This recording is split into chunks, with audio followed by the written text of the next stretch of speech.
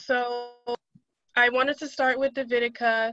I know you had said that you really grew up traditionally, and I think that's pretty awesome. So decolonization isn't really it's not really a major thing for you as some of the other speakers who didn't grow up in that type of environment. Of course, they still have things that are passed down culturally. There may be some holidays that people celebrate, but it's not the same as living like a lifestyle that's not interfered with Western society in that way.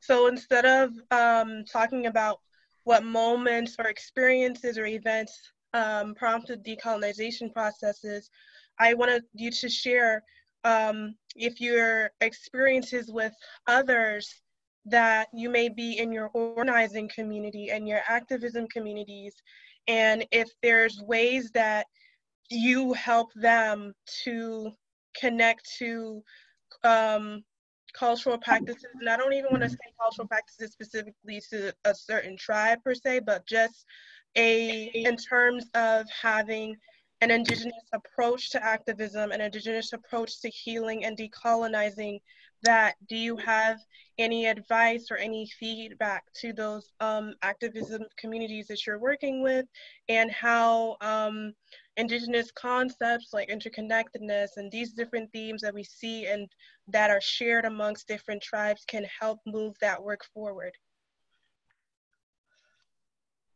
Hi. So yes, I think, like, first of all, you know, a lot of people don't realize how different tribes are, especially here in the United States, all of different Native American tribes. And my tribe is the Oglala Lakota.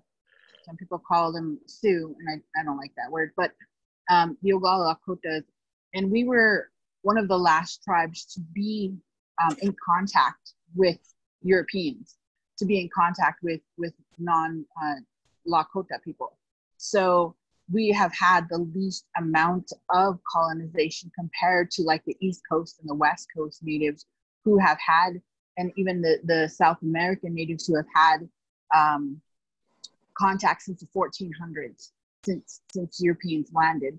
So they've had so much, like hundreds of years of genocidal tactics pushed on them, and so many hundreds of years of stripping away of their Indigenous culture, their Indigenous spirituality. So a lot of them are having a hard time coming back and finding their way back. And fortunately and unfortunately, I feel bad for other Indigenous nations, but with my nation, it wasn't until the late 1800s that we even had any kind of contact. And so we, us holding on to our spirituality, and we do have our original ceremonies, our original 7 sacred rites. We have our original womanhood, manhood ceremonies. Those things are still here on our wrist. I live on the Pine Ridge Reservation, by the way, in South Dakota. So we still have all of our original ceremonies because there was, some of our ancestors, like my mother's mother, which is my grandmother, my mom's side of the family, was from Chief Bigfoot and did not participate in going to school. Did not, they would hide when the officers came to get the children, because that's, the colonization that's happened with my people. I am one of the fortunate people who didn't have to be raised, exposed to that. And my generation is the first generation that didn't have forced religion, forced boarding schools, forced anything like that, which was fortunate because it was my parents and their generation that fought so I wouldn't have to be exposed to that. But the generations before, like my grandmother's generation, they came and took them. The government came and took children ages 3 and up and forced them to be put in boarding schools and stripped them of their identity, stripped them of their language, of their spirituality, killed so many children who refused to do that. So, I do understand how blessed I am, and I'm amazing, like eternally grateful to my grandmother's side and my mother's side of the family who chose to not participate. Like I said, they hid, and my grandmother didn't even know English, my mom's mother. She didn't know how to read. She didn't know how to write, like nothing like that, because she refused to go to the schools. So because of that, my mother was able to raise me traditionally, and I've been in ceremony since birth. So that's an amazing thing. It's such a blessing, and I'm very thankful for that. But as we, as we got older, my mom realized that we had to be what she deems as contemporary traditionalists, where we stay completely true to our spirituality and our original teachings, but learn to live in this day and age, and trying to figure out if that was possible. And it is possible. We realized, it took us some years to realize, that you can live in this day and age, but you can still hold strong to your traditional teachings. And still, for us, our four main Lakota values are courage, wisdom, respect, and generosity. And the true meaning of those, to live your life with those true four Lakota values. Once you stay true to those, everything else falls in place. So, like I said, I'm eternally grateful to my family for raising me this way, and for teaching me all the teachings I have. I know even in our community and across my reservation, when people need to know about protocol or need to know about original stories or original teachings, they come to my mother or come to me, and we help to share those things. And also on my reservation, we do reach out to those. The thing is, in traditional Lakota way, there's no such thing as conversion. There's no such thing as, like, how would you say, trying to convince people to come back to our ways. That's not allowed. What we can do is invite, and if people want to learn, then we teach them. And so, being respectful of our ways, we have done that on my reservation. There's plenty of people who have come to myself and my mother and my family and said they want to learn our traditional spirituality. They want to learn Lakota ways and come back to these teachings. So we do all across. And there's also been people who were taken, because there's a lot of Native children that were taken and sold, and they'll then find their way back. And so we help them to find their parent. Like, if they give us their names, I know it sounds weird, but, or a little cliche, but Native country is very small. So you come and tell us your last name or the last name of your grandparents. Whoa. It's echoing. Oh, you tell us. Oh, now it's okay. Yeah. But oh no, it's really echoing now. I'm gonna mute everybody. I don't know how I did that the first time. I muted everyone the first time. But now, for some reason, I'm not able to do. I can't find where to do that. So if you all could please, if you're not like the speakers, please mute yourself. And if we're not speaking, I guess that just goes like for everybody. So let's see. Okay, so we shouldn't have feedback now. So you can go back to what you were saying. Oh, so yeah, so if you did know your name, your family's name, you could come to us, and we pretty much can find who you're related to and connect you to your family. We've done that for hundreds of people who have come back. Since I started helping was back in 1992, when I was helping my mother, when people were making their way back to our reservation and finding out that they had been adopted off, and just giving a name, and not knowing if it was really from our tribe or this or that. But a lot of times, like I said, we know, because even in Native country is so small, you can give us a name and I can tell you if it's from my res or a different res.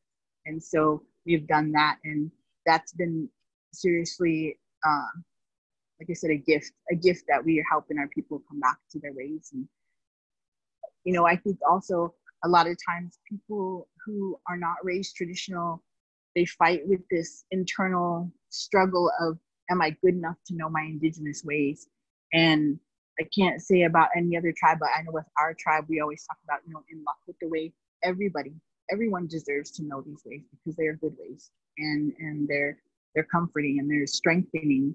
And it's just something that I know some people struggle with, and I didn't understand that until I started traveling away from my reservation and meeting people who were not connected to their tribes directly. I had no idea that was a struggle for them. And so coming back and talking to my elders and telling them, I've been out there, and these are what some of our native people off the reservation are having, troubles with and struggles with, and, how can we help them? And definitely, my uncles and my grandpas, who are my mentors, they were talking to me and saying, you have every right to go and teach if they needed to be taught. And you can bring them here too also, so that they can get connected with their families. So I have done that. And I think because I was raised traditional, it was kind of a flip side for me to see non-traditional mentality and the decolonization that was going on in the rest of the world. For some reason, I didn't have such a real good grasp on it. And once I did, I realized, like, holy crap, society really is suffering from I guess the powers that be stripping us of our indigenous culture and our indigenous beliefs.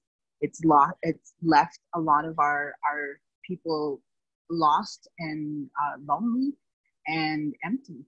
And so I'm glad that you and everyone involved here today is taking those steps to help bring people back to some healing. Thank you. And I like what you said about the conversion. Like, it's the importance of not trying to force the beliefs on people just because that's their lineage or whatever the case is, that you have to come on their own will. And I think that is a big factor when it comes to respect. And it is important because if we move that way, it's kind of like doing the similar thing that the white people did. They were trying to force you to do something that you don't want to do. So having this free will and agency, I think, is very important. I'm wondering, though, in terms of trying to, is there a way where, or if you could suggest some kind of language around doing advocacy that can promote this work without sounding forceful? I mean, I know there's just some common stuff, which is you don't want to say somebody that they have to do something or that they need to do something. You don't want to use words like that.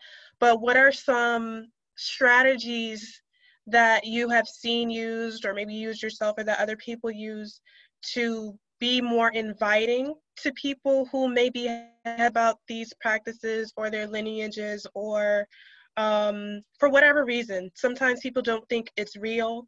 Sometimes there's just too much pain behind it, and they don't want to deal with that part of the family because maybe somebody was abused or killed in the process. And then there are those people who think that the practices are inferior, even though it's in their bloodline. So what are some strategies that you use to kind of come off as more inviting?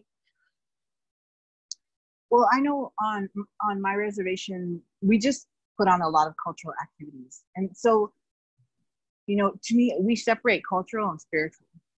Cultural is the act of participating in something that your indigenous people participate in daily, like powwows, dancing, beading, storytelling, singing, traditional songs. That is cultural. But spiritual is ceremonial. And so there's a difference between cultural and ceremonial. And honestly, a spiritual journey, and I can't speak for any other indigenous person or any other tribe, I'm just telling you about Lakota. And spirituality is a very personal experience, and we're definitely not allowed to, do anything but invite. We're going to have anything if you're, Right. Yeah. But I live on a reservation where you can find an Ipi or a ceremony on probably every day of the week. So it's not like out there. Like when I'm off the reservation, I freak out because it's real hard to find, places to pray. But on my reservation, like I said, there's Ipi, a bunch of my uncles and grandpas and everybody, they have ceremony every day of the week almost. You can go to somebody's ceremony. So it's not hard to find there. So anyone that wants to participate in that and they can go to Umipig and do that. So it's not such a huge thing on where I'm at. That's the other thing. 80% of our reservation is traditional. We don't have very many non-traditional people on our reservation. So that's a little different. Like, even if they're not actively every day or going to ceremony or anytime going to ceremony, they still have that strong belief in our spirituality, and they still have the prayer. They still, they still smudge, they still do these things, put out spirit plates. Those are just something that's in everyday life. So it's a little different than off the reservation. So it's not so much of a trying to have to convince people to participate in cultural activities or even our spirituality, because most people just do. But I could say off the reservation, I see how that can be daunting. And for me, I can tell you my experience in authorization is Christianity has been forced upon, and not just Christian. I don't know. I don't want to say I have anything against Christians, by the way. Everyone's belief is their own, and I respect everyone's beliefs. But I do know that Christianity was forced upon people of color. They were forced upon Indigenous people, and that's something that's the generational trauma. It's forced upon people. So because these things that were taught were forced upon people, it's stuck and ingrained in their head, in these backwards teachings. And I guess I don't know. Like I said, I don't want to sound like I'm whatever, but the fact is, it's completely backwards from our traditional Lakota teaching, like the conversion, the trying to please somebody in an afterlife to get to somewhere after you've passed away. I don't know how anyone else's belief is, but in Lakota way, we're not a death-based spirituality. We don't try to live our life thinking we're going to, because we don't believe in heaven and hell. So we're not trying to appease a higher power to get somewhere after we die, if that makes sense. In Lakota way, we know that we're connected to the next generation. So whatever we do here is to create a good life for the next generation, because we believe that walking in this world as a human being is the gift that was given to us by Creator. We've been able to experience humanity. We've been a human experience, because we're all spirits. When everything's stripped away, we're all spirits. So we go to where the spirits go after we pass away. Everyone goes to the same place. And then we come back, and our gift to us as a spirit is to have this human experience and be here on earth, which leads to our sacredness, why we're sacred always, from birth, from conception to whatever. And that's why we have this experience. So because of that, and those beliefs were stripped away when Christianity was forced upon us. There's so many things that teach us to not believe, teach us to question the spiritual teachings, teach us to question our sacredness even, because Christianity pushes that you're a sinner. And I really didn't know what sin was, so somebody kind of explained it, but like, you're a sinner from birth, and that's a lot. That's really heavy to think that something was wrong with you from birth. That has to be really draining and really hard on the soul. And I feel like because those beliefs have been ingrained into most people in this country, that it's hard for them to let go, and it's hard for them to come to a place where these other teachings of spirituality are teaching love and acceptance and respect and compassion, when they've been bombarded with something that has told them that they're not good enough and they're not anything enough, and that have to prove they're enough to get this higher power's love. So for me, I feel like that's what the biggest obstacle is for people who are, if you're coming across a group and if you're really trying to share the spirituality, it's first that healing from that mentality that needs to happen. And it does. And even like on our reservation, people have come back from the outside world. Sometimes, well, a lot of times they send them to my family.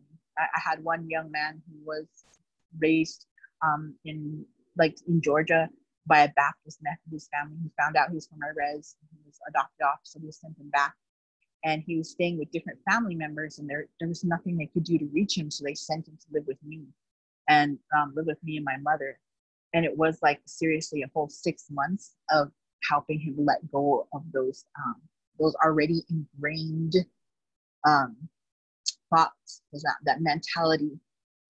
It was real hard, and it's 4 years later, and he finally has let go, and he finally has accepted the teachings of our ways, and he's really happy, and he talks all the time like, wow, because he went from a place of I'm now I found out who I am, and now I'm going to judge everyone else for not being traditional. So that was something we had to say, no, you don't do that. We don't, real traditional Lakota way, there's no discrimination.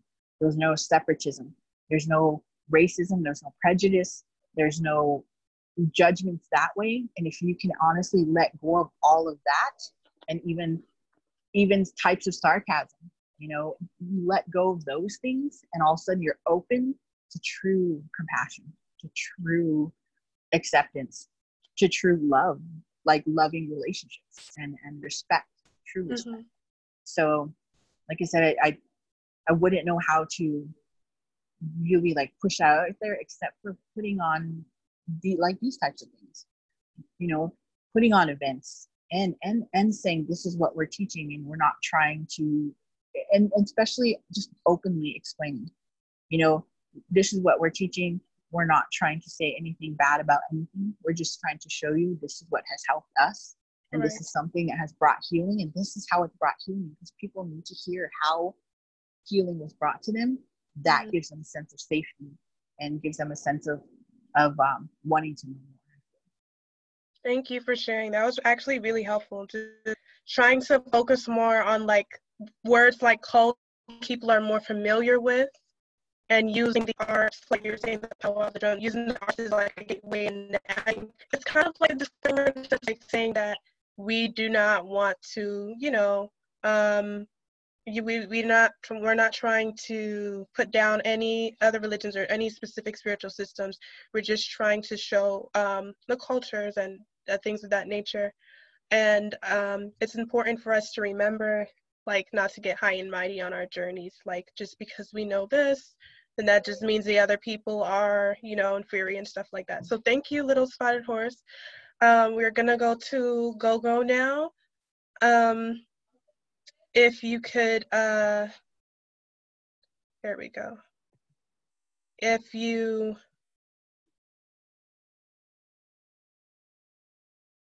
trying to pin, so I can see you well. Hi. So I want to ask what helped start your journey of decolonization, of healing. Like, what experiences were the wake-up moments in your life that made you realize that you had to move towards more of the traditional ways of your ancestors, and how do you practice that respectfully? Well, for me, because I did grow up in the church, and I was a minister and a preacher and a pastor and everything, I feel like my process was always there, even from the beginning, because I always questioned things from from just a common sense kind of point of view. Reading the Bible, I've read it, cover to cover a few times in my life, but even as a child, I remember saying, this doesn't make sense. It doesn't make sense. And so for me, that was kind of my journey, even though, like I said, I was raised in it. I was trained in it, trained how to preach, trained how to be a pastor, raised up and all of that. It just didn't fit. I didn't have any type of traditional background in my home. We were church folks, you understand? Up and coming, suburban church folks. My father was in the military. My mother, she worked outside of the home, and she also worked inside the home. So, I didn't have any connection to my roots. I didn't have any connection to my Blackness, to my Africanness.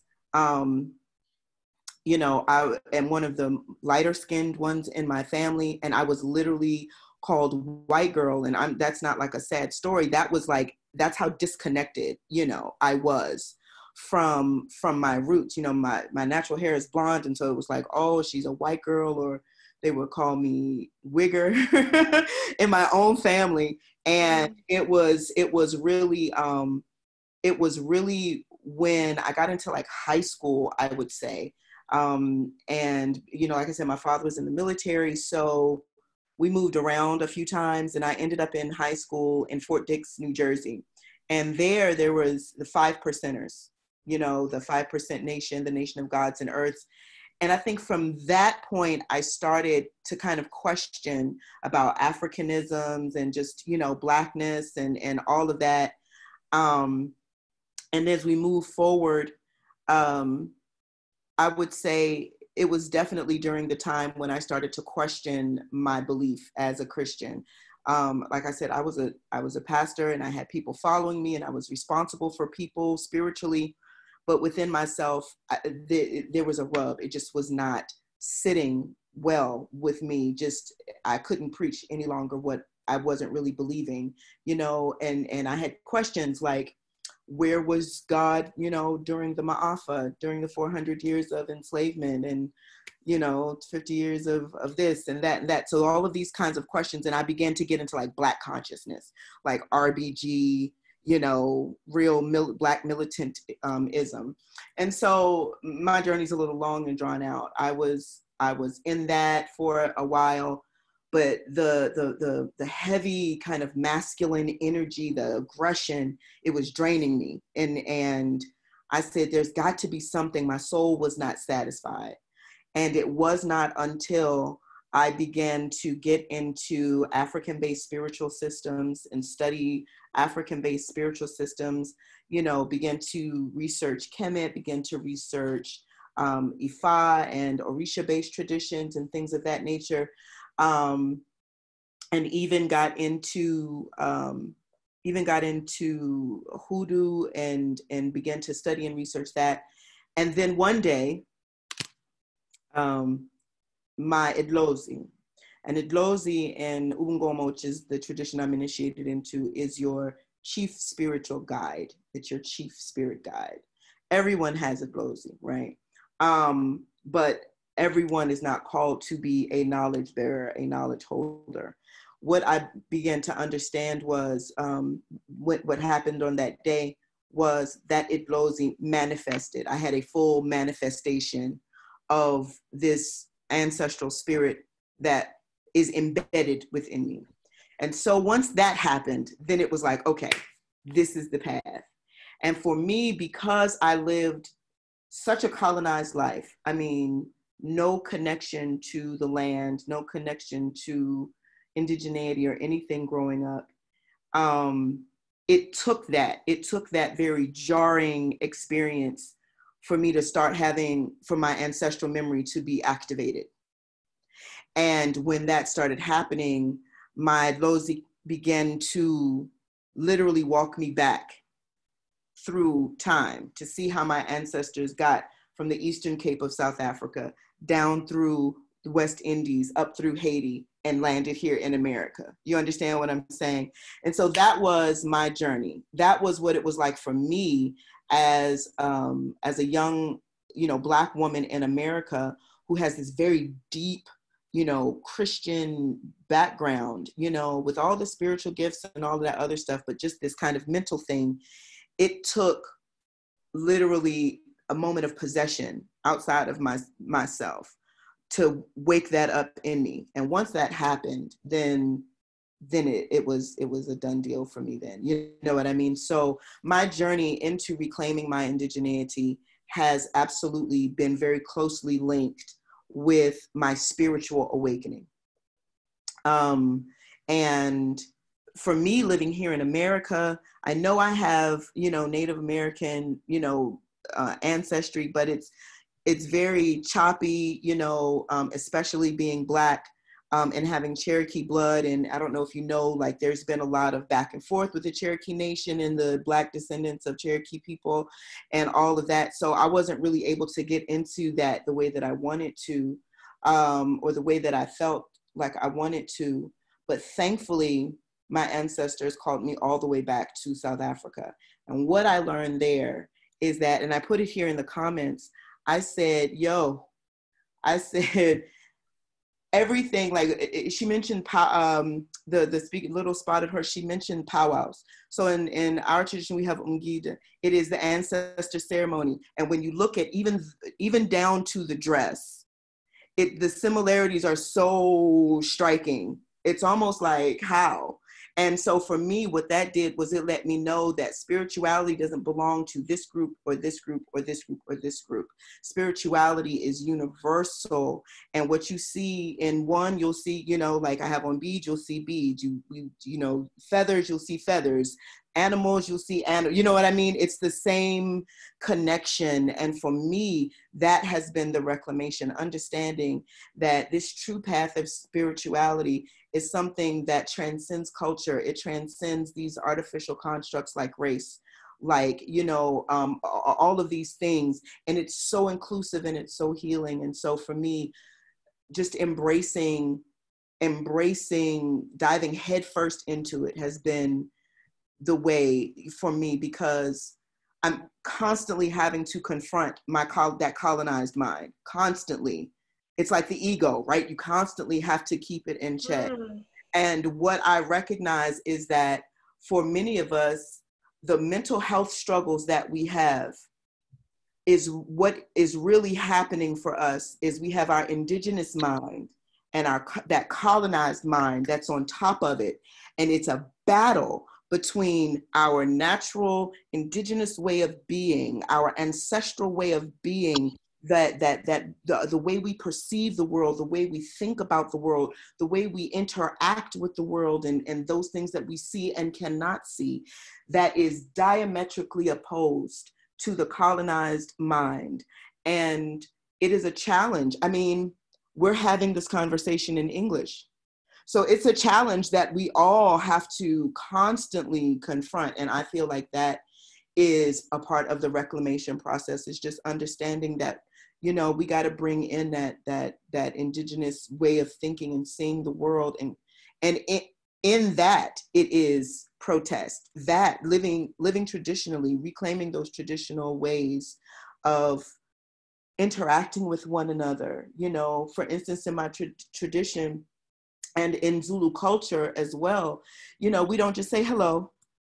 It's a greeting, and it's a greeting that says, how are you? How are the people who walk with you? Are you well? How was your day? Like, it's it's this holistic approach. And so, yeah, that's what being indigenous and reclaiming that means to me, is embracing the holistic nature of spirituality and culture. Yeah, I'm finding a thread that I'm making now mentally between what you're saying and what Little Spotted Horse was saying around the colonized mindset is to convert, or I had to prove this. And I feel like that's something I'm going through personally with this organization, is like, I need to prove like this is a spiritual thing. And it's just like, well, in our indigenous cultures, we didn't have to prove that this is a spiritual thing, or that this is a dance, or that this is a ceremony. You just knew, okay, we're having a ceremony today, and then, okay, maybe we're just having a casual dance tomorrow. But there's just an understanding that spirituality is subtly through everything. You don't even have to call it that. Right. You just need to I don't really need to be so pressed to like call it this, as long as people get the healing and people are being helped. That's really what matters. It's just that on my personal journey, having people who kind of shot down those notions and who said they're not real and like all this type of stuff has kind of like made me like that way over time. But I'm just remembering now, it's like important to just really like understanding the holistic nature of things. If everything is holistic and you're really moving and living that way, people will just experience it, and you don't have to like prove it, you know? So thank you for sharing that. I was just going to say that that's a very important thing about being the colonized mind is very performative. Mm-hmm. It's very much about performing, you know, and we are human beings and not human doings. So being and restoring ourselves to our natural state of being, and understand that in that state of being, that is where our power lies. And you don't have to do anything or act a certain way. Just you being who you are and allowing that to resonate out is really the thing. So yes, my close. I agree with you. Okay. Thank you. We're gonna go over to JL now. Oh, I feel so energized by hearing the Vidika and Gogo speak before me. It just feels so affirming always to be in community and be able to hear so many of the same alignments in relationship to the path that you're walking and that your community around you is walking. So thank you both so much for everything that you have already said. I think that when I really think about my own decolonization path and my path of understanding what indigeneity means to a diasporic woman who is also a colonized child, as Gogo spoke about, you know, being raised as a colonized child, being programmed from a very young age to be in the way of colonization, to adopt those performative ways of being is a really painful walk to be on. And I also am an understanding that it is a part of my life and the way that my life has to be shaped and formed. Similarly to Gogo, my beginning of my path in regards to decolonization work was really about learning about the historical histories in relationship to my people as migrants here in the United States and as an activist in my community out in California while I was in school. And, you know, I was an artist. I was an artist first. I was a theater practitioner. But while I was in school, I was exposed to a really beautiful community that was very social justice centered and had a lot of really strong pedagogical framework that was inquiring about the existence of structures of oppression, systematic oppression that allows the suffering of our people, not just here in the diaspora and of the of these United States, this native land that has been colonized into the United States, but also how it directly affects our motherland back home. And that very act of stripping us from our land is where the story really has to begin. For me, to return to the indigenous means to return to the land and to return to our relationship of the land being an extension, or us being an extension of the earth itself. And in that, spirit lives through the land. It also lives through us as earth beings. And so we have a really deep responsibility to the land that my indigenous teachers have taught me they've been able to preserve and be in relationship to. When we talk about our spiritual leaders, our indigenous leaders, it's not to talk about the mysticism of the magic of spirituality. It's to talk about primarily the everyday relationship to spirit through their relationship to the land. And that is exactly what colonization meant to do, to strip us from the land so they could also strip the land of its resources, of its gifts, of its riches that we were so tightly bound to. That is the difficulty about all of this, and why I'm so thankful to have begun my path as an activist, because it gave me the critical framework to be able to dismantle, right? Dismantle the systems that are covering our land, that are covering our connections, our ecological connection to the greater whole of this planet, that also connect us to the cosmos and to spirit. When we talk about abolitionist work, that is decolonization work. Abolitionist work is decolonization work because it is dismantling colonized systems that make us act, as Gogo said, in a performative way. When people stand behind law and stand behind capital, they are very, very removed from their indigenous selves because they have adhered and allowed themselves to remain in connection and driven by and controlled by the colonized way. That is why we no longer can grow our own food. We can no longer clothe ourselves. We can no longer be in positions where we are understanding how to clean our own water. Many things, right? Decolonization strips us of the land. It also damages the land to make it almost irreversible for us to make that connection again. That is why we cannot discount, when we do decolonization work, the need for environmental justice, the need for the dismantling of every single system, to abolish systems, period. That is not easy work. And do I believe that I'm not gonna see that shit? Yeah, I actually, when we were watching the news the other day and we were seeing the whole proceedings around the budgets around police officers, and the defunding the police, I was like, huh, that's crazy. I was alive to see that part of it, but it is such a small portion, like a fragment of the larger whole. And it's important for us to be an understanding of that. The police were meant to defend and to protect capital and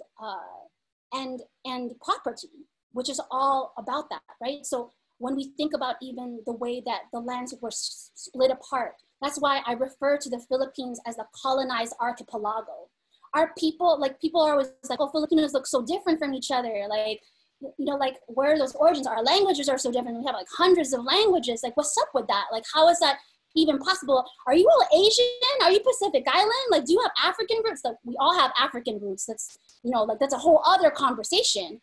But the reason why it's so hard to place is because our lands were not divided by a map. That was colonization. They staked those claims, named the Philippines after King Philip, and also named it as his to reap our riches. But in order to do that, they needed our bodies. So they had to colonize the body as well to then reap the very resources that we used to be so connected to. And then they couldn't possibly just do that because we were so tied and connected physically to the land. They had to infiltrate our belief systems and shift our spiritual understandings and limit them.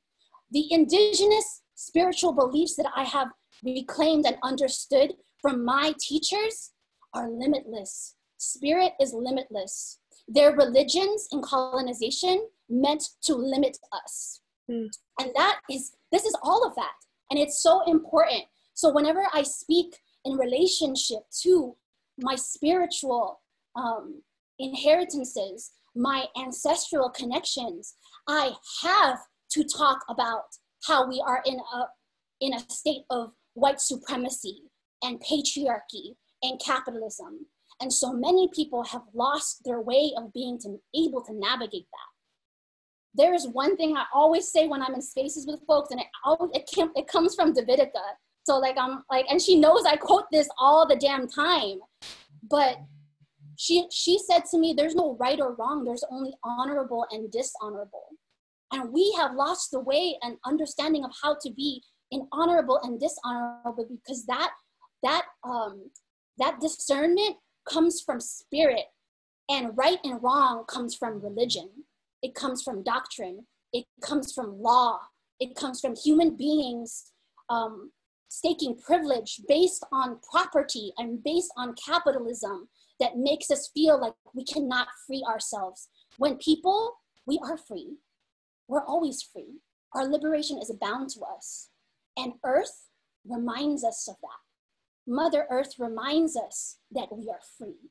And we are a reflection of Earth. And we also are a reflection of a greater creator, which also means we have a capability to create something different because we created this world. And so one of the biggest things also that I live by is that I have to survive this world to create a new one. And so every day I'm navigating capitalism. I'm navigating patriarchy, and I'm navigating a white supremacist world, whilst also on the underground saying, fuck the police, abolish, like get rid of the banks, free rent, learn how to grow your food. Who are the carpenters in our community? Who are the folks who know how to take care of the children, take care of the womb? These are all the questions that we need to have. And that's my path. And it's freaking tiring. I was crying right before this. Like I didn't know if I was gonna start crying while I was talking about this, because I see so many of my brothers and sisters who have it partially there, but are still so tied to these frameworks and these systems. So yeah, I am gonna cry. I'm gonna cry so many times more over. And one of my teachers, Lagitan Mamerto Tindongan, always told me that our tears are our soul's water, and that it's medicine. And that's another reason why they stop it, right? Because warriors had to cry too, to release that medicine, So yeah, I love that you created this space, Elmina. And the mind is so important in relationship to our freedom. So thank you for recognizing that and creating collective around it, because that is necessary, difficult work. And it's up against so many that are ready to deny it, to stop it, and that's where I am in relationship to indigeneity and the path that I walk on. Thank you so much for sharing all of that power in your voice and everything. I'm really resonating with what you're saying. And it's so important what you brought up about we can't clothe ourselves. We don't know how to grow food. We don't know how to sew clothes. We don't know how to check if this water is clean. The connection to land and connection to nature is one of our principles. And also from an astrological perspective, I'm also an astrologer. I have to wear so many hats. I'm an astrologer, I'm a medium. I do a lot of stuff. And right now, North Node has shifted into Gemini about a month ago, and actually almost 2 months now. And it's going to be there for the next 16 months or so. And this transit is really about doing things locally and connecting to the land like locally, things near you. And so, and it's also about learning. Gemini is very mentally engaged in curiosity and asking questions, having conversations and learning. So we need to learn these new skills. We need to learn to also support people who do things locally. Why are we in New York and we're eating oranges from like Brazil or something? Like why is the food coming so far away from where you are? That's a very good question to ask, and really pivotal in these times to really connect with our local communities. I saw a thread on Twitter yesterday that's because it was Juneteenth, and somebody said, do you know who your Black neighbors are? And I mean, this can go for all people of color and even white people. Imani is open to white people. Some people don't know that, and some people may have come in late, that when we went over the mission, I just wanted to put that out there. We center the healing of people of color, but we know that at the end of the day, our society is so interconnected with all races and stuff and things of that nature. So, but knowing your neighbors is also really important, something that's coming up to this, because that's who we're gonna have. How are you going to, like JL was saying, how are you going to apply your quote unquote spirituality? It's nearly not about like, oh, I'm just going to do this magic and stuff, but applying compassion and relationship building with your communities and the people who you live near. That's what's going to be your survival. That's what's going to help you survive. So can I really quick say that I'm not like, I don't want to diminish mysticism work and like magic, because like there are particular people in our communities whose job that is, and if those gifts are yours, it has a very specific place in all of this work. And I just want to like make sure that that is known, because that magic is very crucial, but it is not just of Earth, it is beyond it, so I just want to say that.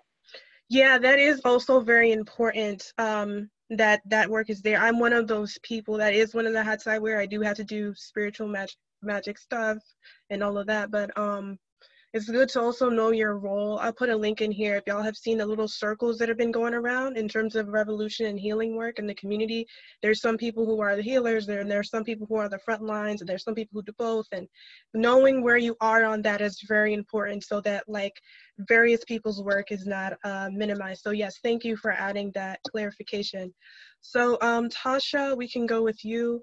And I want people to just flow in and out of here. So if you have to go, you have to go. I do want us to kind of go a little later because we started late and then there was like the technical difficulties and stuff like that. So if anyone needs to leave, it's totally fine.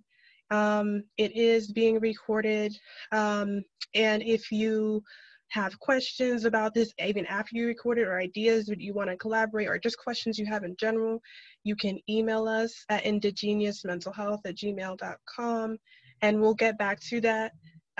Yes, you'll definitely be sent the recording and the PowerPoint as well, because the part with the PowerPoint wasn't recorded, just the discussion. So you'll be sent that too. And in terms of moving with spirit and magic, I just want to say personally within the IMHANI organization, being transparent, that we did share on our Instagram page that we were having difficulty holding our larger event that was meant for today. It was supposed to be like an all-day event that had more speakers, and it was bigger, and it was presentations, and it was all this stuff. And I had a dream of, a lot of my magic comes through dreams of a turtle. It was really huge. And I took that as a signal to slow down so that the team can heal, and so that we can do the work that we're being called to do in our communities, some people who are on the front lines with everything happening. So definitely want to honor that magic, and also honor moving in the way that we have to do this work is we have to like survive, we have to live in order for it to work. So if we're drained and if we're just not, we're not working at our full capacity that we can be working at, the work is not going to get done. So we are going to have a break, like a kind of a gap or a hiatus from like events for a while, so that we can organize and like plan things better.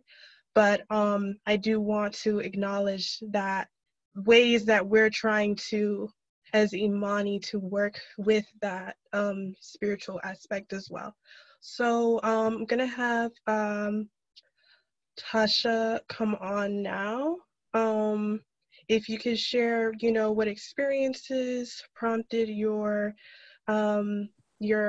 started your decolonization journey, and how you do these things respectfully. Thank you. I just want to take a second and invite everyone for a moment to take a breath, because girl, my pace. Anybody else's heartbeat going fast right now? So decolonization. I think like a lot of you have been feeling the fatigue and the tiredness coming through from all the movement and all of the stimulation of what's happening in the world. And I think it's hard to acknowledge decolonization without acknowledging all the different layers in which we are conditioned, right? To be able to tell my journey, I must first acknowledge what layers I have been conditioned as well, and also being honest and humbled in the fact that decolonization is a process. It's not a place that we arrive to and just say, hello, I've arrived, this is decolonized me, right? It's a process in which we are shedding these layers, and it's an ongoing learning and relearning of identity and relationship with one another and also the land. So to tie into that question of what it means to be Indigenous, I believe that means belonging to the land, yes, but also belonging to this universal consciousness. It means that I belong to me, but I also belong to you, and we belong to each other. And through that exchange, we're nourishing one another, and we're learning together.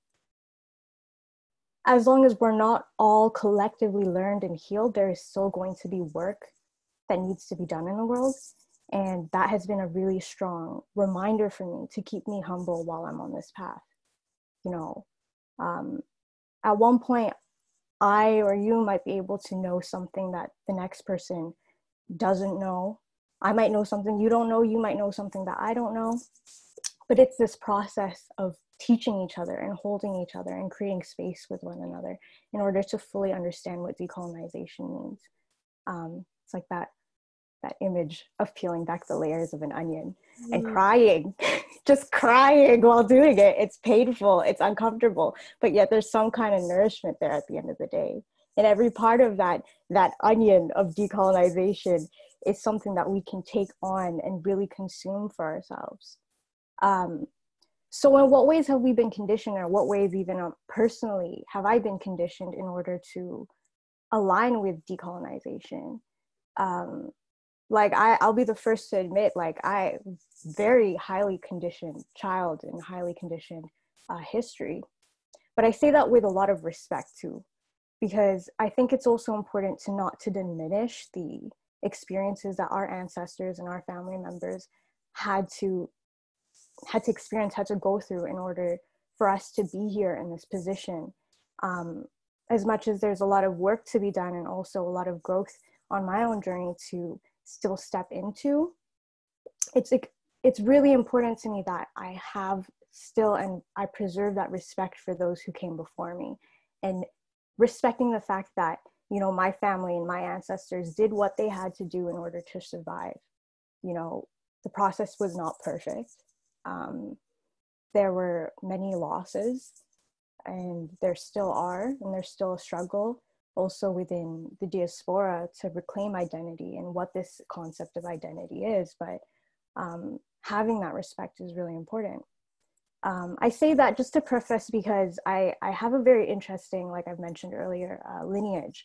My father was he actually went to school as in the seminary. So for anyone who knows me personally, I do share this as a fact because it's an important part of understanding how, you know, I've been shaped as a person and also where this decolonization comes from. So my father studied in the seminary, and again, it wasn't necessarily a choice. It was just this ideology of, you know, it's an honorable thing to do, to be able to step into this Catholic world and have a child who in a way is in commune with this idea of God, right? So it was a really respectable thing for my grandparents to do for my father, but he had his own, you know, ego death of sorts and his process of decolonization, which led him to not want to follow that path. You know, as much as he's very grained into it and he has his conservative ways, he was called to come out of that and then immigrate into Canada, where he met my mother. And my mother, in her own way, found herself in Canada, immigrated as a creative, as someone who essentially had to travel the world in order to just have means. Because as JL mentioned, you know, like the colonizer, the oppressor, they take what they can from our own indigenous lands and our countries of origin and the earth, which ends up leaving our people ripped of what is ours to nourish our own people. Like there are no more jobs back home at the time, you know, like you kind of had to just immigrate and disperse amongst the planet wherever you could find work, wherever you could find nourishment in order to send that back home, which again, that's kind of twisted, you know? It's like, why is there not enough sustenance and support in our own land in order to support ourselves and to support our own families? That is like the start of the dispersing of a people, right? So my mother had to find some kind of means of work abroad, and as a creative, she actually had to lie about her age and say, yes, I'm of age, I'm legal enough to work abroad and work as a creative here, as a singer. Now, fast forward to today, I think it's important to tell this story because my parents worked really hard and they did all that they could, that they knew best to do in order to give me the life that they believed was the best life, you know. And again, that is a byproduct of another layer of conditioning, you know, buying into this American or Canadian dream, saying that if we immigrate to another land, that my child would be given all the opportunities and the rights to succeed. And yes, there's a level of privilege, but I think the biggest thing to acknowledge while we're talking about decolonization is the fact that the privilege of being able to grow up as a second generation immigrant is the fact that, you know, I had a conversation with my cousin back home just this morning over Instagram. And in the Philippines right now, things are really tough. Like politically, they're essentially, the media outlets are being silenced, people are being silenced. Oppression is real. We're not able to speak freely about what we believe in and do anything. Like, people feel powerless, right? And it's important to know that, like, it's a process. Like, there's a level of privilege that comes with being able to be removed from a country of origin, even in the midst of there being oppression happening there. Because I have the privilege of being able to look at it and say, you know, here are the flaws in the system. Here's what we need to do in order to decolonize. Whereas while we're in that environment, speaking with my cousin this morning, you know, sometimes that heaviness, when you're in that environment, it is hard to acknowledge what the options are, or if there are even options.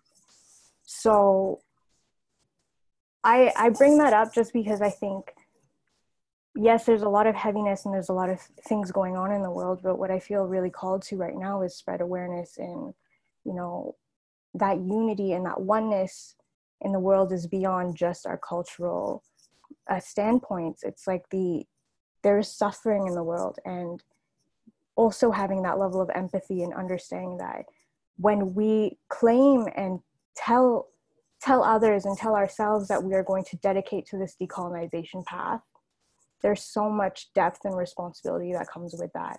You know, there's a lot of ego deaths that happen. There's a lot of shedding of identity and shedding of what we thought we knew.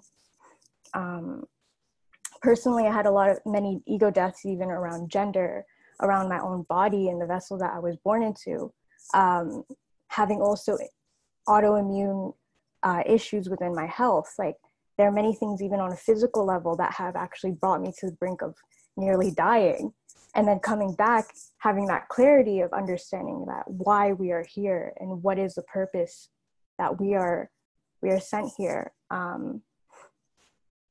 Just channeling for a second here, I believe in reincarnation, and I know that, you know, reincarnation might be something that folks connect to more in an ancestral bloodline kind of way, right?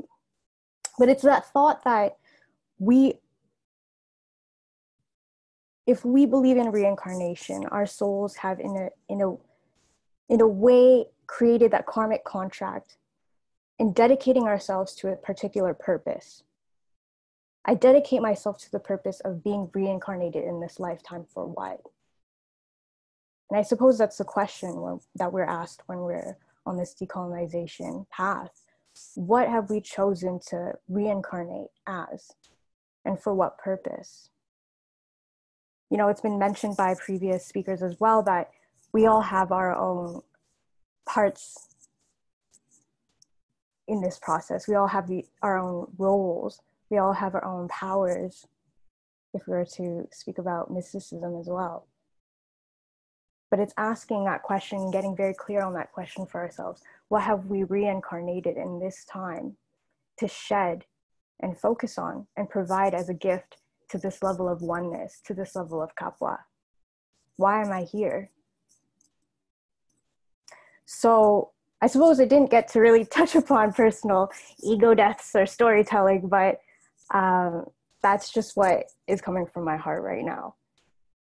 You know, that questioning and that clarity is something that ties us all as Indigenous people, yes, but as spiritual beings, as humans, imperfect as it is. So, thank you.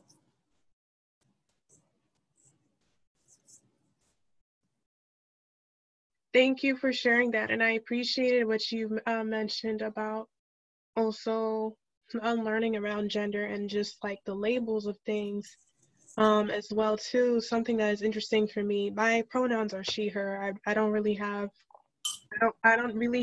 a struggle with gender, but I know that in a lot of Indigenous languages, like for instance, the Bimbia language from Cameroon, where my family's from in Africa, we don't have things like, we don't say she walked or he walks by. Like it's just the person walked or they walked.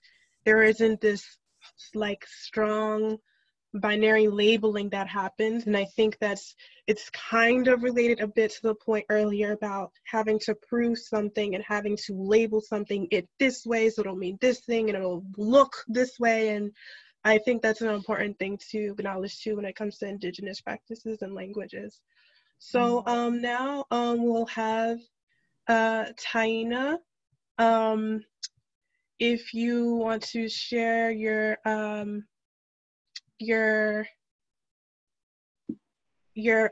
relationship to Indigenous practices and colonizations, and how you started this journey. How did you start this process for you? What kind of experiences brought that on, and how are you practicing this in a respectful way? Thank you. Can you hear me now? Yes, it's perfect. Okay, cool. Wow. And also introduce yourself too, because I feel like we didn't get a chance to do an intro because of last time. Yeah, so just tell people what you do and all that.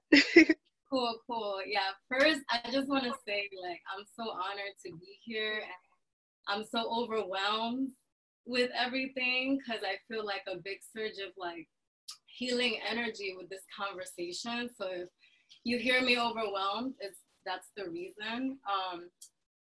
I wrote down a little bit of notes, but just for you who don't know me, my name is Mariana Lima Espada, but I'm in the process of decolonizing myself. So in that process, I've chosen to call myself Taina Enikeji as a stage name. I would like to continue that search of kind of renaming myself, but for now, Taina Enikeji is what I go by. My pronouns are he, she, or they, and I'm a sound healer. Right now, I am in New York, Long Island, but I was born in the archipelago of Puerto Rico, or Boriquen, as our original people from that land call it. So where can I start with my process of decolonization? A little bit like similarly to Gogo. I started, my whole life I've been a very colonized person. I was born in Boriquen, and in the history books, I remember like in elementary school being told that, we're always told this story about how like we are African, Taino, and Spaniard, and then that makes us Puerto Rican. And that's how they teach us about our identity. But they go on telling us that the Tainos are dead and they got wiped out completely, which is later I found out was not true. And that never felt true in my heart. So that's kind of where my questioning started, like in the classroom, and kind of like feeling like that wasn't right. And I would tell my teachers, like, I don't think that's right, because my grandma would follow a lot of practices unknowingly, because she's also very colonized, but she, the things she would call, the names of the plants, and she would always use a lot of plant medicine. So I knew that it wasn't true that we were all dead. And that's kind of where it came from originally. Then I moved here to the United States when I was 8 years old.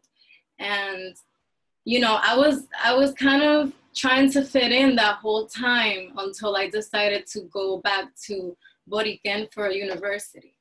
And when I went back for university, I met a lot of people. I started searching, I remember looking for information on the internet about Taino. And at that time, like 2009, there really wasn't that much information out there, but I kept looking, and I would hear a lot of like Lakota elders on the internet, and I was trying to connect with something that will give me some truth to kind of get closer to my own ancestral lineage, until I finally found some people from the islands. And there are groups right now. The interesting thing about Taino culture is that, you know, for a long time, they had told us that we were wiped out. So we are now in the process of like rescuing a lot of the ancestral ways. Like there's not that many people on Boriquen who are living in a traditional way. There are some who are still there doing that, but not as many as maybe other nations, other indigenous nations, because of the intensity of the colonization process and the intensity of the occidentalization process as well. Like they didn't only colonize us, but they made us forget who we were, you know, similarly to a lot of other, you know, nations, brothers and sisters that went through similar things. So I like the word that Tyrell used when answering one of the questions, which was multiplicity. And I feel like it resonates with me because being so mixed, like I am of African descent. We also have, I like to see some Filipino siblings here because I also have some Filipino lineage from some of the Filipinos who were sent to Puerto Rico to work the land over there as well. So then I also have the Taino heritage. So I feel very mixed, and that's been kind of like my journey. Like it hasn't been just one culture. I am very like called to the Yoruba Ifa tradition as well, because my father practices Ifa, the religion, and so I have a lot of, you know, beautiful indigenous spirits within myself. So that's kind of where I'm headed right now. Let me see, what else did I put here?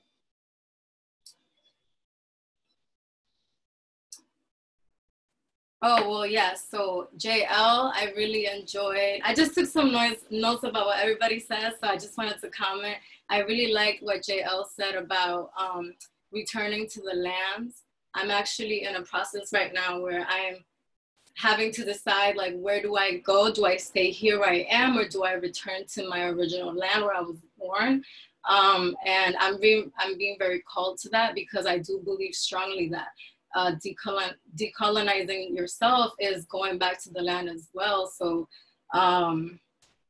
and I just also wanted to say that I'm so happy, Elmina, that you invited me here. And I'm just so grateful that you invited me here. I've been crying, healing, like it's beautiful, and crying is definitely the water of the soul. And I really feel like we are fulfilling a Taino prophecy. I don't know if that prophecy exists in other traditions, but I know that we have a prophecy in the Taino culture.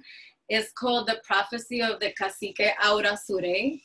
And it's a prophecy that says that in the 24th generation, she was a cacique during the time of the Spanish conquest, and she was saying that for 500 years we would live with a invisible cloak, and we would hide so we could survive.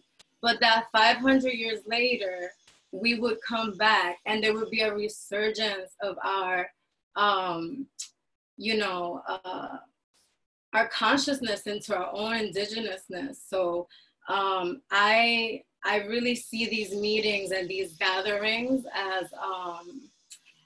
as a beautiful space to really hold each other and really be there for each other and show responsibility and take responsibility for, you know, what we are and who we are. I don't know if you guys can hear me well, because there's somebody outside doing some work right now for some reason. Sound is okay. Okay, cool. So yes, that is one of the things that, can you go check on that? Thank you. That's definitely one of the things that I feel strongly that our generation has come to remember. And I love being here and remembering with all of you. I've learned so much from what everybody has said.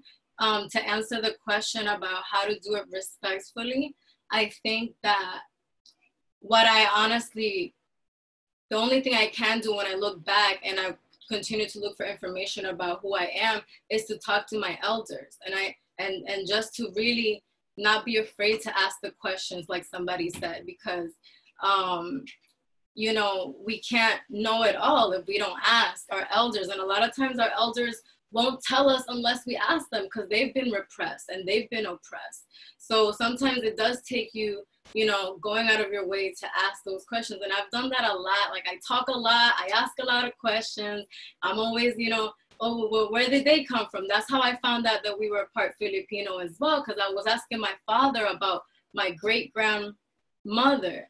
And then, you know, it just so happens that we have some Filipino ancestry as well there. It's a little hard for me to trace back exactly who is who, because it stops, like, I could trace back so much, but then it stops at a certain point. And I think that has a lot to do with colonization as well. Like, I can't trace back that much because my people, you know, that was in the 1500s, you know, when it started. So there's been a lot that went on from that point until now. But I do, I don't know if you want me to share the medicine music now, or if you, yes, okay. So I want to share some medicine music. I hope you guys can hear it okay. This song I'm gonna share is a song from the Taino nation, and it's in Arawak. So, oh, before I forget, so thank you so much. So before I forget, language is so important. That's been such a big part of my decolonization process as well. Like, I actually follow this page that, if you're interested, it's called Taino Studies. It's on Instagram. They're from Dominican Republic, and they teach Arawak language. But, you know, Arawak is combined with so many different, like, different dialects. So it's a big, you know, step, because it is painful to know, like, that they literally used to cut our tongues off if we spoke our tongue. So a lot of people don't even want to look there, and it's a really painful process. But to me, it's really been the biggest medicine to be able to have those sounds in my mouth, like, to actually practice those sounds and, like, learn about the different dialects that construct the Arawak nations, like, you know, language. And so that's one of the reasons why I decided to learn Arawak songs in the native Arawak tongue, one of the versions of it, because it's being kind of reconstructed from different, like, historical documents and things that the Spanish wrote about, things we said, which a lot of the things are off. But, you know, there's actually some Arawak people still in South America. They still speak fluently. So we take a lot of clues from those cultures and kind of, like, try to recreate what we would have kind of sounded like. But yeah, my process is just like a lot of all of your process, you know. It's been beautiful, it's been painful, it's been healing, and yeah, it's been really even more beautiful to be able to share with other people who feel or are in the same process as me, because for a long time I was kind of alone in this process, and I didn't really feel like I could share this with anybody. So again, you know, Elmina, I want to thank you for just having this, even though it might have been a little difficult with the connections and everything and all that, but it's when you really have that willpower, like we do, like you do, like everybody in this space does, you know, there is no stopping remembrance, there is no stopping the cosmic justice that we are going to bring to this planet, and that we already bring into this planet through these conversations. So please count me in for everything. Like, I would love to connect with you all in the future. Again, I'm gonna put my information in the chat in a minute after I'm done sharing. It's Taina Enikeji on Instagram, but I'll put it in the chat as well. So this song I'm gonna share is called Remembrance Song, and is a song precisely about remembering. Let me see.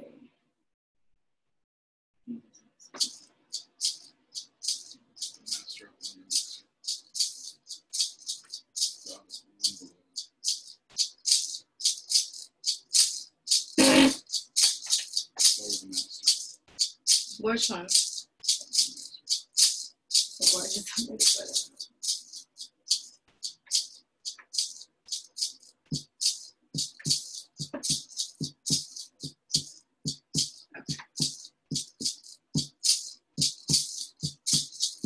One, two, 1, 2.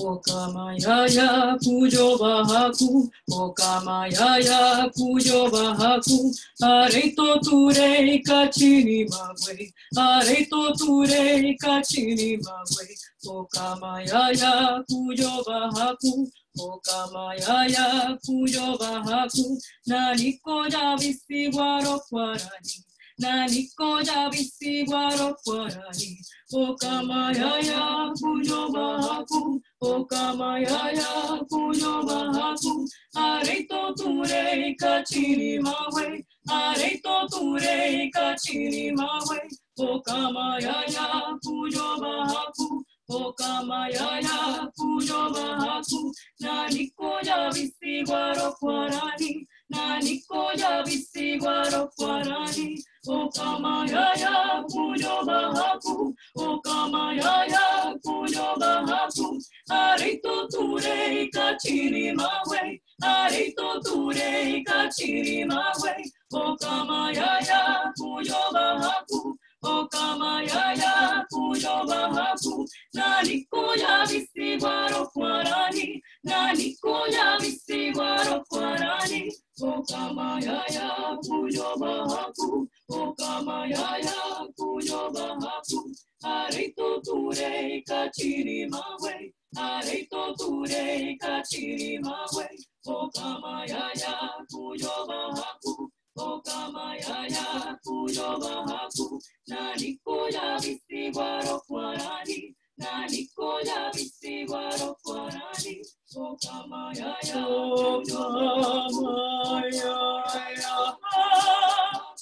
Areito turei kachini mawe, Okamayaya Areito turei Naniko ya kachini mawe, Okamayaya Naniko ya visi Areito turei kachini mawe, Okamayaya Naniko ya visi Naniko ya kwarani, Okamayaya pujo bahaku,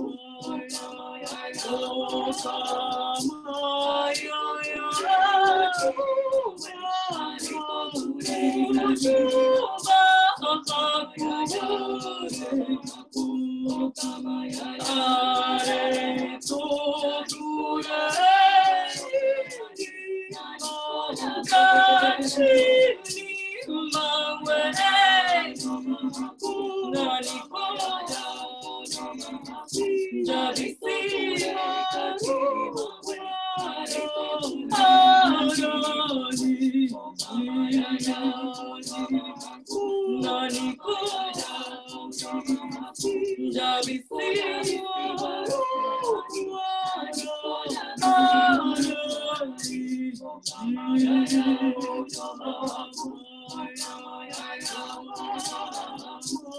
Areito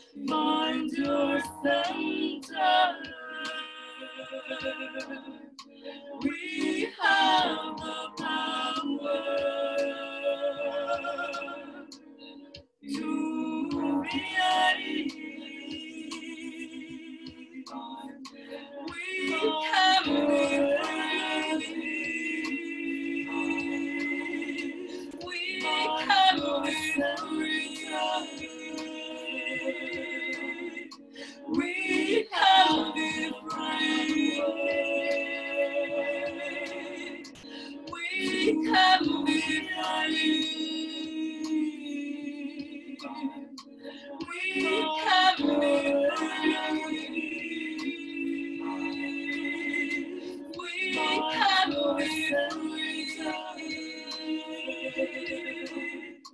We can be free.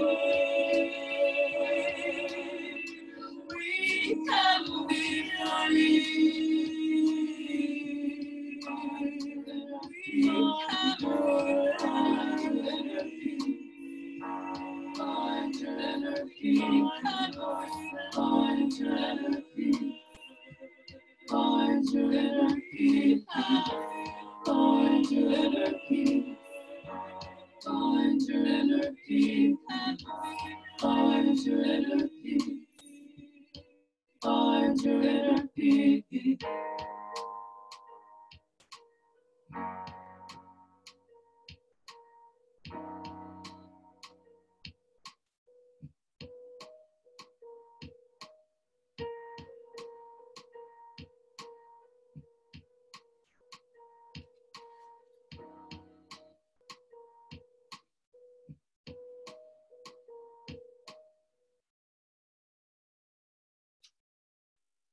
Ahoana, That was wonderful. thank you so much again for just having the space and having all of us here to share. And I feel so much healing is going on here. So thank you again.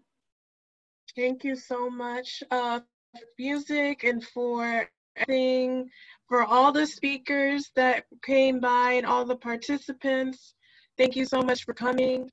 We look forward to connecting to you all more in the future in divine timing, with divine pacing. We will send the recording and we will also send the information for all of the speakers. So their Instagram, if they have a website, also their website. So you'll be able to reach out to them directly if you want to connect more personally with them. And we'll send the PowerPoint in this recording as well. And we have been having tech issues with our Gmail. So what I'm gonna do, because I have a feeling like we wanna mass distribute this, but some people, I'm even getting messages now, they wanted to come and they didn't get the thing. If you can encourage people to go to the Eventbrite link and sign up, it'll be easier for us to send a mass email through Eventbrite of the recording than through our listserv because of Gmail issues we've been having. So please spread the word. Happy solstice. Happy start of Cancer season. Happy all of that. Thank you, and you guys have a great day. Bye-bye.